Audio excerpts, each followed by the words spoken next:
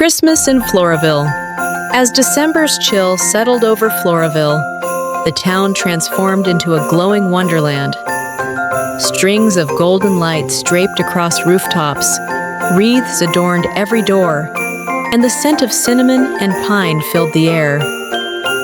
Mayor Joel Robertson, a man known for his booming laugh and kind heart, announced that this year's Christmas would also be a day of Thanksgiving, a time not only to celebrate the birth of Christ, but to give thanks for the blessings of community, family, and faith. Mayor Joel, a man known for his warm heart and steady leadership, announced that this year's Christmas would be celebrated as a day of thanksgiving to the Lord. His vision was simple yet profound: to unite the town in gratitude for Christ's birth and for the blessings of community. The coffee shop brewed spiced lattes, the grocery store stocked baskets of seasonal produce, and Bacon Blossom, Laura's beloved bakery, prepared trays of pastries and floral arrangements to crown the occasion. Laura, ever thoughtful, gathered her team to brainstorm something special. Vanessa suggested a towering gingerbread nativity scene, while Stacy proposed a blessings board where townsfolk could write prayers of thanks. Cody offered to organize music, and Maureen volunteered to help decorate the town square with lanterns. Laura's sister Mary and her husband John promised to bring their children, Olivia and Sam, from out of town. The Waltons' arrival would make the celebration even more joyous. By Christmas Eve, Floraville was alive with excitement. Families welcomed relatives from neighboring towns, and the streets buzzed with cheerful reunions. Snow began to fall softly, blanketing the gardens and rooftops in white. Children laughed as they built snowmen and chased each other through the square, their voices mingling with the sound of carols sung by the church choir. Laura's shop was a hub of activity. Olivia and Sam helped Vanessa arrange cookies shaped like stars and angels, while Mary and John carried baskets of fresh herbs and roasted vegetables. The Mackenzies stopped by with jars of homemade jam, and the Thompsons, Laura's landlords, brought a crate of apples and cider. Mr. Harold, quiet but steadfast, arrived with a Bible tucked under his arm, ready to share words of wisdom.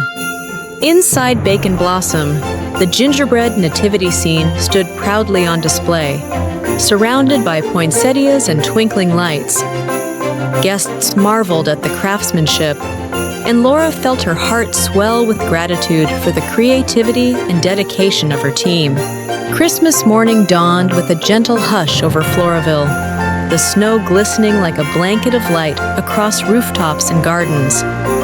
Families bundled in scarves and coats made their way to the church, its steeple crowned with a star that shimmered against the winter sky. Inside, the pews overflowed with townsfolk and visiting relatives. The air was alive with reverence as voices rose in hymn. "O come, all ye faithful," and Silent Night, the melodies blended like incense, filling the church with warmth and devotion. Pastor Samuel stood at the pulpit, his voice steady and kind. Christ's birth is the ultimate gift of love. Today, we remember that gratitude is the truest form of worship. Let us give thanks not only for what we have, but for the one who gave himself for us. Laura sat with Mary, John, Olivia, and Sam, her heart swelling as she watched her niece and nephew sing joyfully with the children's choir.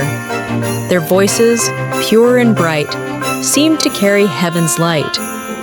Nearby, Vanessa, Maureen, Stacy, and Cody joined in the hymns, their faces radiant with joy. Mr. Harold's deep voice resonated through the church, steady and strong, while the Mackenzies and Thompsons bowed their heads in prayer, their expressions serene and grateful. After the service, the congregation spilled into the town center, transformed into a festive banquet hall beneath the winter sky.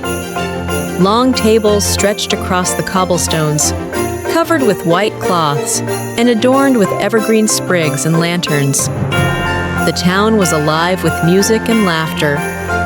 Cody strummed his guitar, leading carols, while Stacy organized a children's dance around the Christmas tree.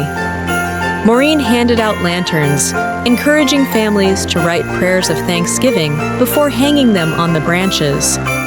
Each family had brought something to share: roasted turkeys glistening with herbs, spiced hams fragrant with cloves, steaming casseroles bubbling with warmth, and baskets of freshly baked bread. Bacon Blossom's table was a centerpiece of delight. Cinnamon rolls dusted with sugar, fruit tarts gleaming with glaze, and cookies shaped like stars and angels. Bouquets of roses and lilies added a touch of beauty, their fragrance mingling with the aromas of the feast. Children darted between tables, laughing and playing, while elders exchanged blessings and stories. The square echoed with carols led by Cody's guitar, and Stacy organized a circle dance for the children, their laughter ringing like bells. The mayor's family, the Robertsons, sat beside Bacon Blossom's table. Mayor Joel greeted Laura warmly, his eyes shining with pride at the town's unity. His nephew Jason, visiting for the holiday, was introduced to Laura. Jason extended his hand with a smile. It's wonderful to finally meet you. Your bakery has brought so much joy to Floraville. Laura returned the smile. Her cheeks flushed from the cold and the excitement of the day. And it's wonderful to see the town gathered like this. It feels like a true family. They shared warm pleasantries, speaking of faith, family, and the beauty of the celebration. Around them, laughter and music filled the air. Lanterns glowed softly, and the feast continued in abundance. Mayor Joel addressed the crowd.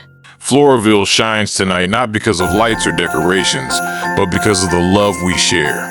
Let us remember that Christ's birth is the greatest gift, and our gratitude is the greatest offering. The townsfolk cheered, raising their cups in thanksgiving. As the sun dipped low, casting golden light across the snowy square, Laura paused to take it all in. The tables laden with food, the families gathered in fellowship, the hymns still echoing in the air. Gratitude welled up within her, not only for her bakery and her family, but for the gift of Christ's birth that had brought them all together. Floraville's Christmas Day was more than a celebration. It was worship, thanksgiving, and love made visible. A reflection of the season's true meaning, that in Christ, every heart finds hope, and in community, every soul finds joy.